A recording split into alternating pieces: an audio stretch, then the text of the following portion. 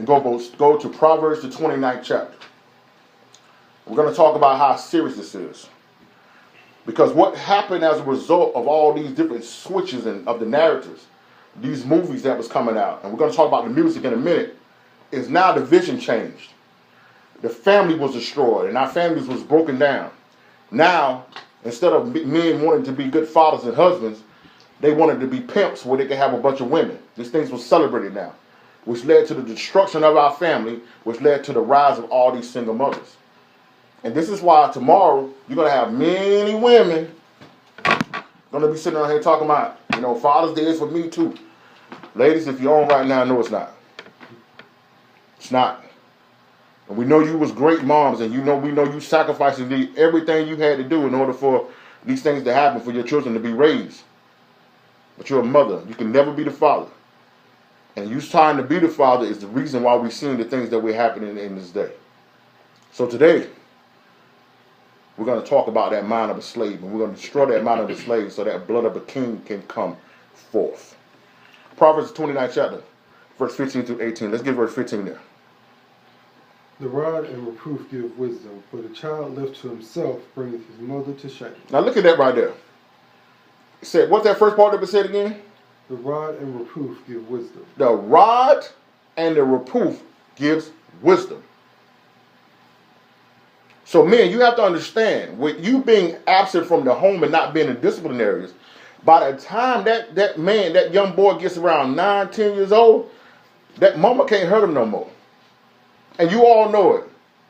Yeah, mama used to tell something when we were little, but by the time you got about 10, 11 years old, you got a little bass in your voice and a little deeper, mama's whoopings won't hurt you no more. And it got to the point where now she had to do things like take things away from her, what really didn't mean anything, because at the end of the day, she was going to have to end up giving it back anyway. So it says the rod and the reproof brings wisdom. This is why our youth around here are acting crazy the way they are now, because they've never been corrected. Nobody never hold them accountable for anything. And the Bible says in the law, honor thy mother and father so thy days shall be long. And because of the situation of our families, these children no longer respect their mothers and their fathers. And this is why their days are no longer being long. And what was that last part of that again? When a child left to himself, bringeth his mother to shame. But when his child is left to himself, he brings his mother's shame. And because these children out here they're not getting disciplined, they're not getting corrected, not getting held accountable for, they're bringing shame to their mothers. I've worked in the school system for years, and I've worked with these kids whose mom was doing everything they could do, and it wasn't working anything out. And the only thing they did was continuously bring shame to their mother, shame to their grandparents, shame to their family, shame to themselves. Because they didn't even know any better. They thought what they were doing was right. But they was bringing shame to themselves. Verse 16. When the wicked are multiplied, transgression increaseth, but the righteous shall see their fall. Did you see that? When our hood is invested with drug dealers and gang members, transgression is going to increase. It's going to be everywhere. But what was that last part? But the righteous shall see their fall. But the righteous shall see their fall. So we sit here, and after all the dust is cleared, after all the smoke is cleared, all of our people are locked up, and the righteous is still standing. But yet, the sad part about it is, there's very few righteous. Plenty of churches, but only select few who are actually walking in righteousness. Verse 17.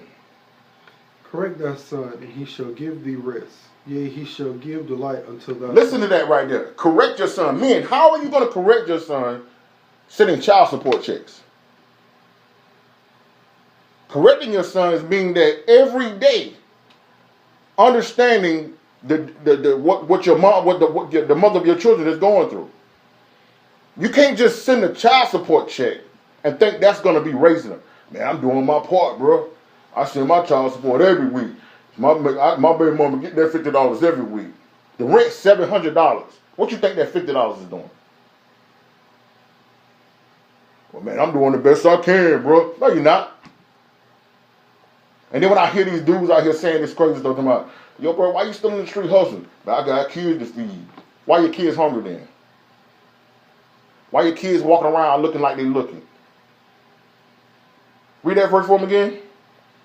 Correct thy son, and he shall give thee rest. Correct your son, and he will give you rest. If we hold our sons accountable, by the time they get older, you won't even have to be slaving like the way. That's why you got all these moms who are just worn out. They can't even retire because they're still taking care of a grown man. And it was because she was treating him like a man when he was 3 years old. Telling him out, he's the man of the house. No, he's not. No, he's not. No, don't say that to these little boys. Don't treat them like a man of the house. Treat them like your son. Make him honor you as his mother. Show him how to do the things so that when he gets older, he can do them on his own. And he won't have to go find some other mother figure to wash his clothes and cook for him and clean his house. Right? What's that last part? Yea, he shall give the light unto thy soul. Verse 18.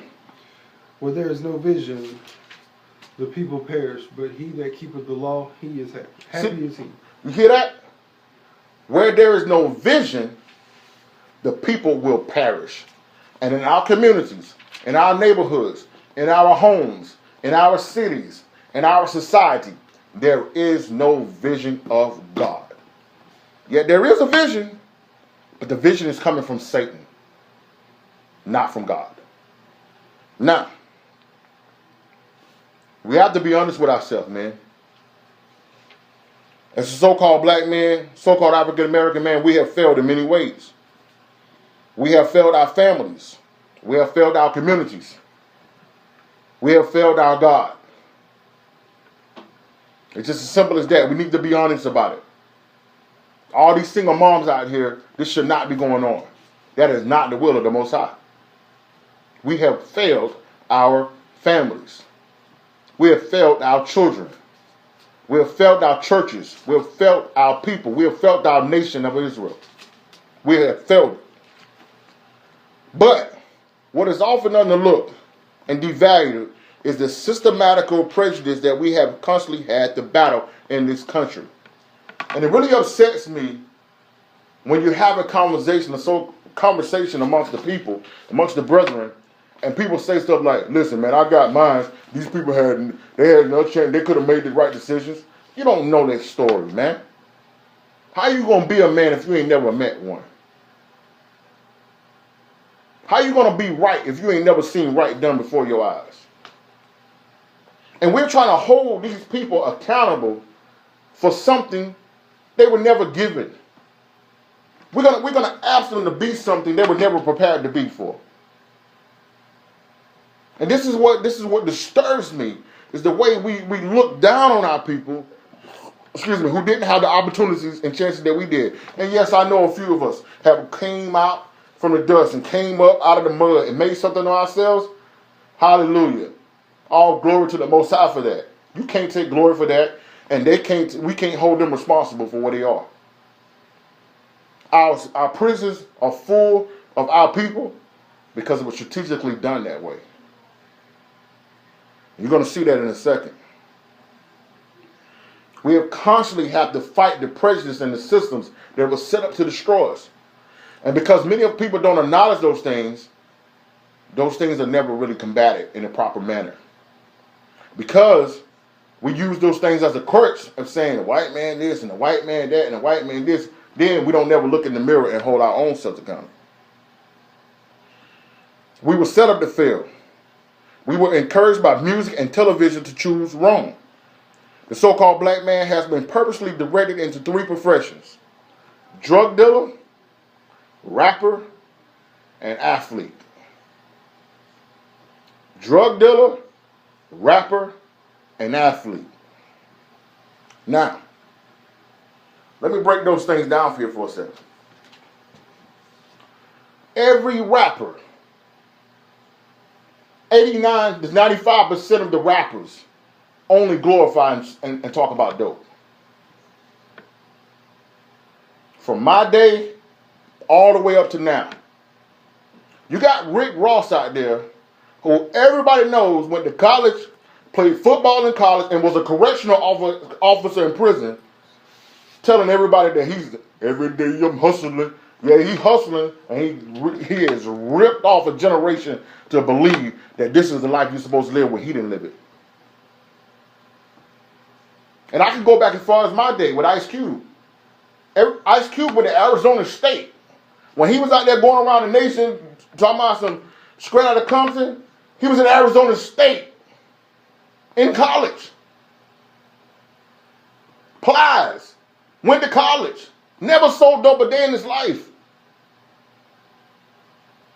But see, this is what is happening because they have told them to do this for us and bring us into this whole idea. So now, if you look in your community, who is the people who got money? Rappers, drug dealers, and athletes. But you have to notice that those three professions are set up to make money for you for a little bit of time, and for the people that are getting money off you for a long extended of time. You see these guys riding around these communities with these big rims, chains hanging, and you think, oh yeah, them boys getting money. But you don't see the white man behind him to getting the real money. And he's never going to go to prison. He's never going to do any time. You name one black man you know that got a plane that's going overseas, getting crack and bringing it back here. You can't find them. But yet, when you turn on your local news, who face do you see as the face of drugs? Us. And while they go out and sell the drugs, this guy is sitting back in his house in the suburbs getting money. You get locked up, pass it on to your next guy, keep getting money. The same guy's getting money while we're going to prison. Rappers. Everybody chasing to be a rap career. You sign a deal. They send you all around, make millions of dollars off your lyrics, off your lies, off your hustle, off your talent, while they get money. Then when your buzz goes down, they bring up the next guy, put your stuff on iTunes, and keep getting money off of you. Athlete. You got millions and millions of teenage boys chasing to be in the NBA and the NFL and Major League Baseball. You have about 20-something teams in the NBA, 20-something teams in the NFL. Millions of colleges, hundreds, thousands of colleges around the country. You go off, you do all this, these colleges get millions of dollars off of you, you get nothing. You go to the NFL, then they start paying you. You get a little bit of money, they keep getting money. You get hurt, you get injured, your career's over, done. They sell your jersey, more money. They sell the video games, more money. So all these professions that they're gearing us into are set up for us to get money for a little while and for them to get money forever off our backs. Now, who you think was doing that? You don't think our community needs lawyers? You don't think our communities need doctors? You don't think our community needs businessmen and entrepreneurs? But because the whole narrative is shifted and make every young black man want to be one of these three people, by the time you wake up and say, yo, this is not working for me, you either got a bunch of charges, a bunch of babies out of wedlock, because not only is these things set up to make other people money, but it's also set up so that it's really difficult for you to live a godly lifestyle while doing these things. Definitely can't be live a godly lifestyle being a drug dealer. And unless you're trying to rap for Christ, you definitely living a godly lifestyle telling people to sell dope and have sex, fornicate, and pop pills. Molly Percocet. Telling people to go and get on pills.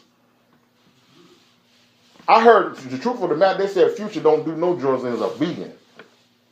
But he got all you people believing that he's sitting around on drugs all the time. It's just an act. It's just a show. Rap is the live version of so-called reality TV. Because none of them are who they really say they are. Now, go to Psalms 37. Now, while we go to Psalms 37, put that link in the box. We're gonna read this verse. Matter of fact, don't put that in there yet. Let's go through Psalm 37 first. If you just joined us today, today's lesson is Mind of a Slave. blood of a king.